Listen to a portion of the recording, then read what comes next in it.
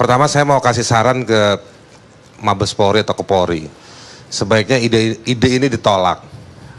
Saya setuju tadi bahwa ini merugikan, bahwa ada pasal yang ditafsirkan oleh Pak Gatot tadi misalnya, selama itu di luar tugas yang di 28 di ayat 3 di bagian penjelasan dan tidak ada izin Kapolri. Itu satu sisi, Bang Karni. Satu sisi di kepolisian, tapi dalam politik hukum yang lainnya, di bidang hukum yang lainnya ada masalah-masalah lagi soal jenjang kepangkatan, jabatan, dan juga prosedur, jangan lupa. Jadi menurut saya Pak Gatot, dengan semangat kita pengen punya polisi yang baik dan profesional, sebaiknya ditolak. Gitu. Jadi kalau Mabes Polri sudah menolak, saya pikir sudah gugur permintaannya si Mendagri. Jadi kita mau menyelamatkan polisinya, mau menyelamatkan peran polisinya. Pasal 28 ayat 3 tadi dibela cukup baik oleh Pak Gatot gitu ya, meskipun saya tidak setuju, juga melibatkan pasal bagian penjelasannya. Tapi menurut saya ada cita-cita yang lebih luas pada Undang-Undang Nomor 2 Tahun 2002 soal Polri. Gitu. Betul bahwa polisi tugasnya kemana-mana, betul. Bahkan hari ini dengan Undang-Undang KDRT, polisi boleh masuk rumah jika ada kekerasan. Itu artinya mimpi buruknya orang dalam rumah juga bisa diselamatkan oleh polisi sebetulnya.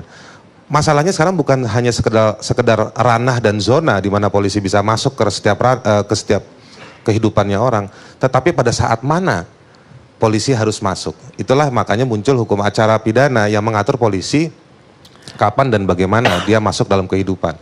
Balik ke soal perdebatan apakah misalnya polisi bisa jadi kepala daerah dengan sifatnya yang temporer tadi itu. Selain itu, tadi saya menjelaskan soal bagaimana kita menyelamatkan polisi. Yang kedua, dan saya mau bilang, polisi bisa jadi hero Pak, dalam diskursus ini. Jadi kita tidak dalam rangka untuk menjelek-jelekan Pak Cahyokumolo, bukan. Kita sedang membela satu nilai dan cita-cita yang mau kita pelihara ke depan. Betapapun susahnya, meskipun tadi Pak Fadlizon juga sudah bilang bagaimana polisi di zaman Pilkada DKI juga mengalami situasi-situasi yang sulit, terlepas positif ataupun negatif. Tapi polisi bisa jadi hero, jadi pahlawan kalau menolak. Jadi jangan menggunakan kesempatan-kesempatan tipis hanya di Undang-Undang pasal 28 ayat 3 plus penjelasannya. Ada cita-cita lain yang lebih baik gitu. Nah, saya mau masuk ke masalah yang berikutnya soal kenapa sampai harus ngotot.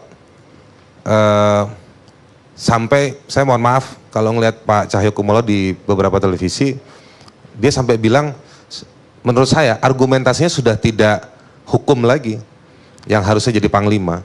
Sampai dia bilang, saya terima resikonya apapun yang terjadi. Menurut saya mohon maaf ini nggak baik, menunjukkan satu level menteri mengatakan bahwa saya buat keputusan seperti ini dan saya bersedia tanggung jawab. Karena begini, ini semua masalah hukumnya junto. Terus kalau ada kesalahan, mengadilinya seperti apa Pak? Kita menuntut kompensasi, sanksi dengan cara apa? Ketika kita mematerialkan menuntut pertanggungjawaban terhadap kesalahan tersebut. Satu, ini polisi, kita mau lapor polisi, kata orang jeruk makan jeruk. Kita mau lapor kemana Mendagrinya? Ke Komisi Aparatur Sipil Negara, administratif, ujungnya rekomendasi, makan waktu lama.